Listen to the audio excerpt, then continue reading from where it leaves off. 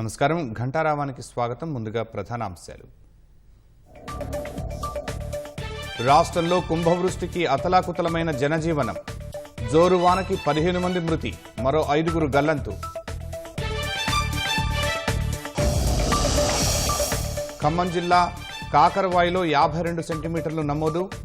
మరో 2 రోజులు వర్షాలు కురుస్తాయన్న వాతావరణ శాఖ.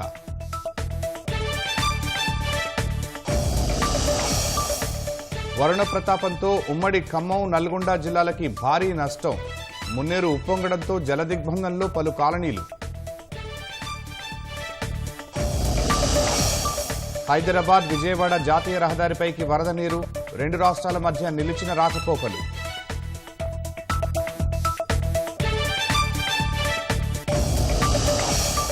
సహాయ చర్యలు వేగవంతం చేయాలన్న రేవంత్ రెడ్డి. వరద తీవ్రతపై సీఎంని అడిగి తెలుసుకున్న ప్రధాని మోదీ.